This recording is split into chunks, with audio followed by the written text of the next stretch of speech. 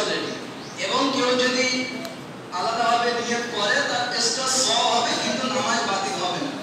এইবারে দেখা যাচ্ছে কেউ ঈদের নামাজ পড়ার জন্য এখানে আসছে, এই মসজিদে আসছে, আস্তে আস্তে দেখছে একটা মানে জানাজার নামাজ হচ্ছে, তো সে রওনা হয়েছে ঘর থেকে, উদ্দেশ্য করে বার হয়েছে কি ঈদের নামাজ পড়ার জন্য, কিন্তু জানাজা নামাজে যে ইমাম সাহেব মানে করেছে, নিয়ত করেছে, সে জানাজার নিয়ত করে দিয়েছে, কিন্তু তার উদ্দেশ্য ছিল কিন্তু ঈদের নামাজ, কিন্তু জানাজার নামাজে দাঁড়িয়ে যাওয়ার কারণে তো জানাজার নামাজটা হবে না।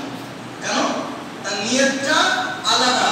কেন? সে নিয়ত করেছে ঈদের নামাজ পড়ার জন্য, কিন্তু সে জানাজার নামাজে দাঁড়িয়ে যাবে, তো জানাজার নামাজ হবে না। জানাজার নামাজ পড়তে গেলে আলাদা হবে, তার আবার নতুন করে নিয়ত করতে হবে। এই হলো কথা।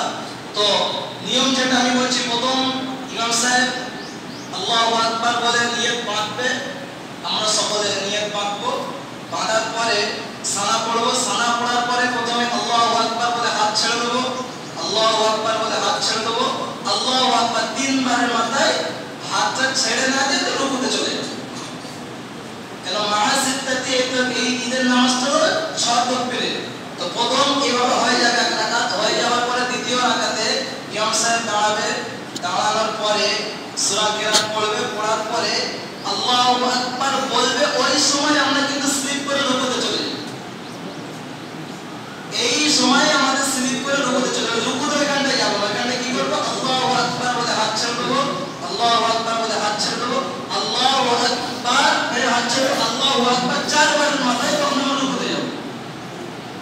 কেন? স্টার প্রথম 3 তাকবীর হয়েছে, তারপরে স্টার 3 তাকবীর। আর এমনি তো রুকুতে যাওয়ার জন্য আল্লাহু আকবার একবার বলতে হয়, তো এখানে 3 ওখানে 3 একটা 4 মানে 6-7টা তাকবীর লাস্টেরটা হবে।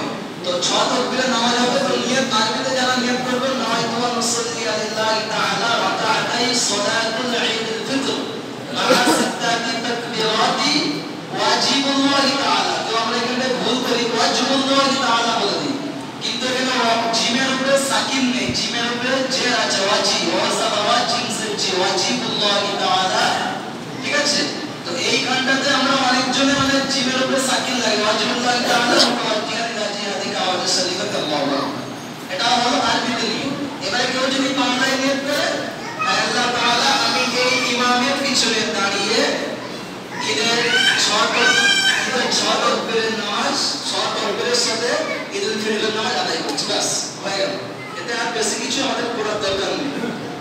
তো সময় আমাদের মাশাআল্লাহ হয়ে যাচ্ছে, সকলে তাকবীর পড়ি, আল্লাহু আকবার, আল্লাহু আকবার, লা ইলাহা ইল্লাল্লাহ, আল্লাহু আকবার, আল্লাহু আকবার, ওয়া লিল্লাহিল হামদ, আল্লাহু আকবার, আল্লাহু আকবার, লা ইলাহা ইল্লাল্লাহ, আল্লাহু আকবার, আল্লাহু আকবার, ওয়া লিল্লাহিল হামদ, আল্লাহু আকবার, আল্লাহু আকবার, লা ইলাহা ইল্লাল্লাহ, আল্লাহু আকবার, আল্লাহু আকবার, ওয়া লিল্লাহিল হামদ, আল্লাহু আকবার, আল্লাহু আকবার, লা ইলাহা ইল্লাল্লাহ, আল্লাহু আকবার, আল্লাহু আকবার, ওয়া লিল্লাহিল হামদ।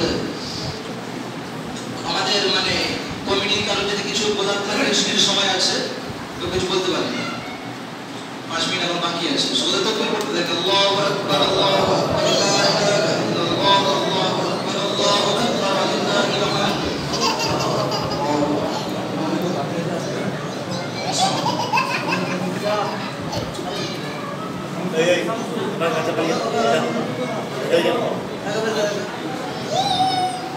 চুপ।